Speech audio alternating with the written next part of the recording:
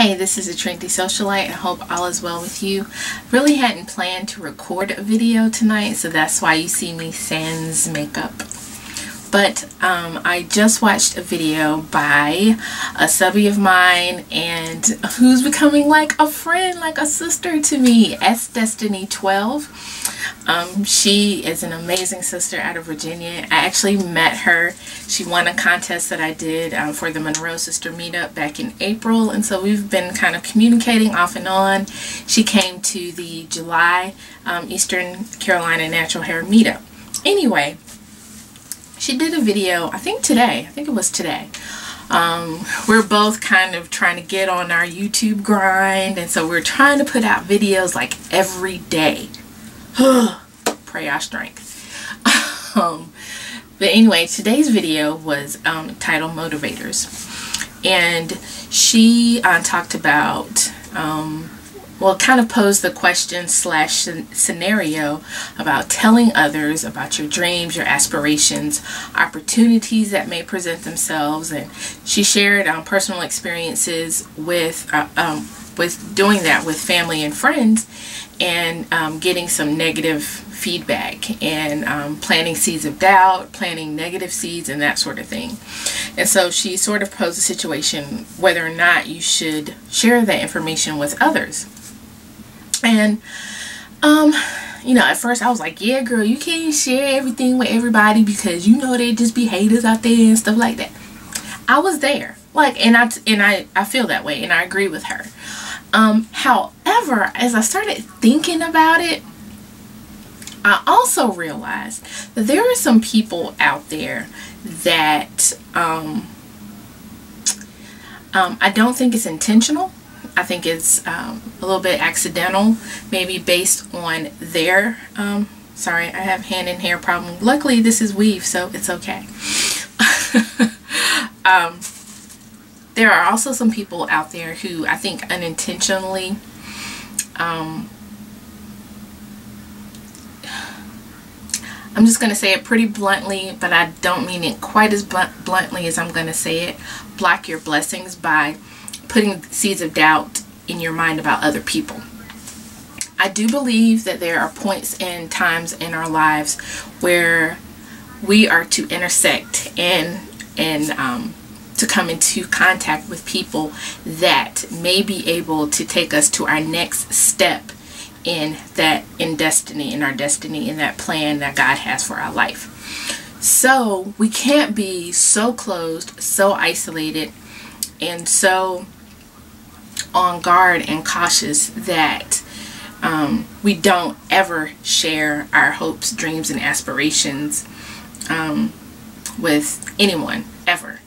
I think that's where a really high level of discernment comes in, and discernment really only comes about through wisdom and through having a relationship and having the Holy Spirit. So I think if you have those things intact, then you will know the time, the person, and the situations to share some of those hopes, dreams, and aspirations with others. Because I'm a firm believer in there's always someone somewhere who has done it better, has done it faster, has done it easier. So why should I, you know, like, just take myself through all sorts of heartache, pain, and grief when there could be someone out there who is willing to share with me, if nothing else, the benefit of their experience? Because for me, I learn just as much from people's experiences, from their failures, from their mistakes, as I do from their successes. So if I meet someone and they're like, I had the same idea and this is what happened when I did it, then I can be like, oh, I can go back to the drawing board and do something different, or I can factor those potential obstacles in to my plan and hopefully thereby avoid some missteps and some pitfalls and just some outright failures altogether. Also, here's what I say about people that plant negative seeds. I really feel like we, and I'm putting myself in this category, have to have the inner strength to be able to turn that on and off, to turn that negative speak on and off, and to filter it. I will tell you off top, I've been taught since I was teeny-tiny. I don't let everyone speak into my life. You may speak to me, but you're not necessarily going to speak in me, or, you know, to my spirit or anything like that. So I'm very, very cautious about who I let really speak into my life. At the same, that doesn't mean that I'm not open and I don't listen to what people have to say. It's just that I have a filter. Some things I'm like, yeah, that's something to consider, and I will do that. Some things I'm like, I don't get a witness to that, so reject, denied, and I just keep it moving. I don't get upset. I mean, I get upset, but I don't like, oh my God, I can't believe, and you know, just I recognize it for what it is, and I keep it moving. But for the haters, I do listen to the naysayers, those that may be negative, overly cynical. And what I do with that information is, just like Romans 8:28 says, all things work together for your good. Even negativity can work together for your good, because what I try to do is I'll listen to all of the questions that they have, all of the doubt that they're trying to throw, and those are the questions that I ask. That's the stuff that I research. That's the things that I make sure I have answers and possible solutions to. So if that situation comes up, that question arises, whatever, I at least have, it's not catching me off guard. I'm not being blindsided. I'm not being like, where did that come from? I didn't listen to it. Or thinking, oh man, I should have thought of that when so-and-so mentioned that. Even if it is a hater or a non-motivator. So, but you have to have a good deal of inner strength to do that. To be able to listen to what they say, filter it, deal with it, process it, make a plan for it, and then reject, like throw it out. You don't want to throw the baby out with the bathwater. There could be some good information even in what haters and non-motivators say. So just in terms of things to think about, things to consider, and making sure that you have plan B, C, D, E, F, and G.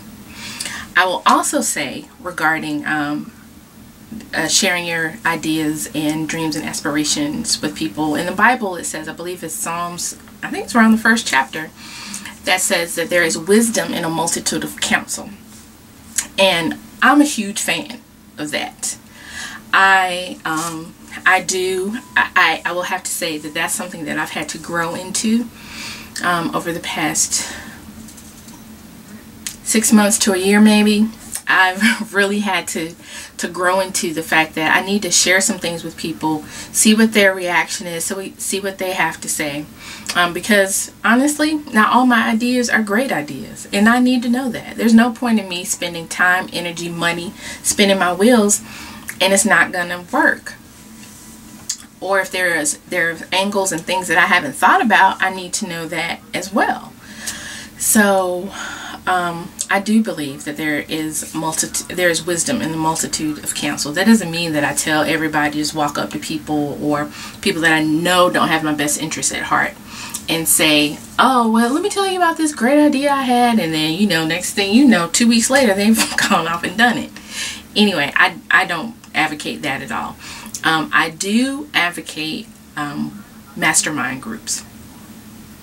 And unfortunately, I don't have one. I would really like one. I do have people that I know that I can talk to, and know that I can share things with, that will give me good, honest feedback and will tell me, girl, you tripping, or you know what, that's really great, go for it. If you don't have the benefit of those kind of personal relationships, or even if you do, I suggest a mastermind group. The good thing about a mastermind group, be sure to Google it. There's so much information out there about it. I'll see if I can find a concise definition to just kind of give you an idea of what it is. But the good thing about a mastermind group is, even if you have other people that you can talk to, these are objective people. They're invested in you, but they're not overly invested in you where they can't just say, that's not a good idea, you need to try something else. So I do highly suggest creating some sort of mastermind group. If you would like for me to be a part of a mastermind group, I am certainly open to that. Some people, have said that I motivate them, or I share positive things or whatever. I consider myself, if you've ever read The Tipping Point, I'm a little bit of a maven, and well, actually a lot of a maven, a little bit of a connector. Connector mostly because of my dad and how he is, so I've learned a lot of that stuff from him. Maven is more innately who I am. So I don't know, I kind of like that connection because I have this information out there, but I also know who to go to get more information or to get help and things like that. So like I said, I'm more than willing. Send me an email, shoot me an inbox if you have any particular questions regarding that. I guess the basic, because I'm rambling now, the basic premise of this video is that you can use your non-motivators to motivate you to think of solutions in your situation from all possible sides, because we can get very focused, and there are times absolutely where we have to be tunnel vision and we have our eyes on the prize.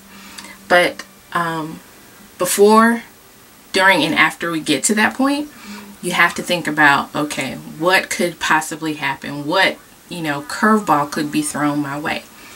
And listening to, but not accepting what negative criticism or feedback you may get may be a way to avoid any potential pitfalls or snags in your plan. And I think that's all that I want to say.